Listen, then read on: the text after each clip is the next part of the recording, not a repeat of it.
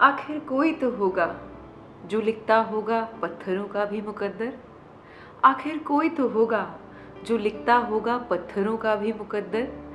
किसे फर्श पे बिछना है और किसे मंदिर में सजना है। दोस्तों, जब ये खूबसूरत शेर मैंने पहली बार सुना तो मुझे लगा वाकई ये तो हैरानी की बात है।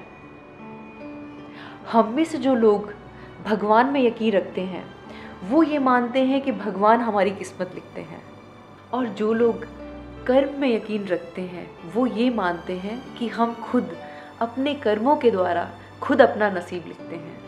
पर जब बात पत्थरों की हो तो उनका नसीब भला कौन लिखता होगा?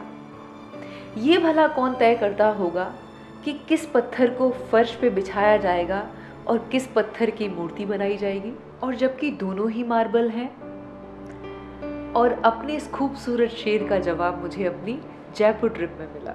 मेरी कार जयपुर के एक मार्केट से होते हुए जा रही थी जहां भगवान की बहुत बड़ी बड़ी बहुत खूबसूरत मूर्तियां बनाई जा रही थी। तभी अचानक मुझे लगा कि क्यों ना मैं ही किसी शॉप में जाकर ये पूछ लूं कि ये कौन डिसाइड करता है कि किस पत्थर का यूज़ कैसे होगा।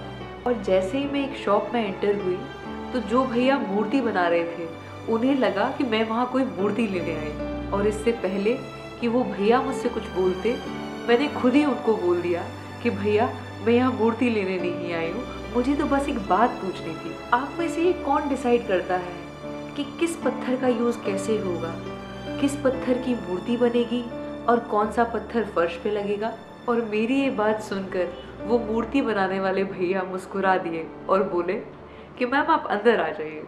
वहाँ एक बड़े से हॉल में खूब सारे मार्बल स्टोन्स रखे थे, और उन स्टोन्स को दिखाते हुए वो भैया बोले कि मैम यहाँ सारे के सारे पत्थर मूर्ति बनाने के लिए ही लाए जाते हैं। कुछ पत्थर अंदर से इतने कमज़ोर होते हैं कि वो हथौड़े की एक चोट बर्दाश्त नहीं कर पाते और टूट जाते हैं, फिर वो हमारे किसी काम के नहीं रहते। दूसरे कुछ पत्थर आधी मूर्ति तक तो हथौड़ों की चोट को बर्दाश्त कर लेते हैं, पर उनमें भी अचानक कोई क्रैक आ जाता है और फिर वो भी हमारे किसी काम के नहीं रहते।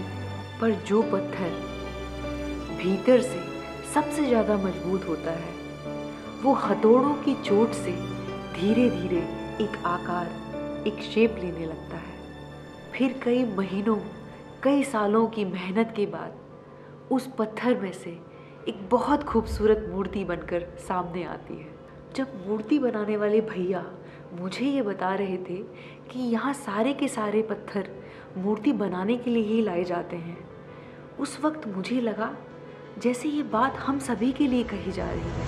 हम सब भी तो इस दुनिया में रो ही आते हैं, और हम सबके भीतर एक भगवान छुपा हुआ है जो हमारे हिडन गिफ्ट्स और टैलेंट्स हैं। हम सभी के जीवन में दुख आते हैं, पर कुछ लोग पत्थर की उस फर्स्ट कैटेगरी की तरह अपने जीवन की एक मार को नहीं झेल पाते। एक एग्ज़ाम में फेल होना, किसी रिलेशनशिप का टूटना या किसी बिजनेस फेलियर से वो ऐसे टूट जाते हैं कि सुसाइड कर लेते हैं, और उनके भीतर का वो भगवान उन्हीं के साथ मर जाता है। दूसरे तरह के लोग पत्थर की उस सेकंड कैटेगरी की तरह होते हैं जो आधी लड़ाई तक तो हिम्मत दिखाते हैं, मतलब एक फेलियर के लिए तो वो तैयार रहते हैं, बट दूसरे किसी चैलेंज को वो फेस नहीं कर पाते और हमेशा के लिए गिव अप कर देते हैं, और वो फर्श पर उन पत्थरों की तरह हमेशा के लिए बिछ जाते हैं, और उनके भीतर का वो भगवान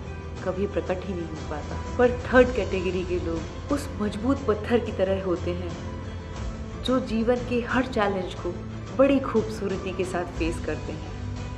हर सेटबैक से, हर चैलेंज से वो लगातार सीखते रहते हैं और एक फ्लो में बहते रहते हैं। पर कई सालों की जीतोड़ मेहनत के बाद उनके भीतर से वो ईश्वर प्रकट होता है जो उनके हिडन गिफ्ट्स और टैलेंट्स के रूप में दुनिया के सामने बाहर आता है, और फिर कोई उनमें से दया की मूर्ति मदर टेरेसा बन जाती है, कोई गज़ल सम्राट कहलाता है, और कोई क्रिकेट जगत का भगवान बन जाता है। दोस्तों, इन तीनों कैटेगरीज को एक्सपीरियंस करने के बाद इस खूबसूरत शेर का जवाब मुझे अपने भीतर से ही मिला।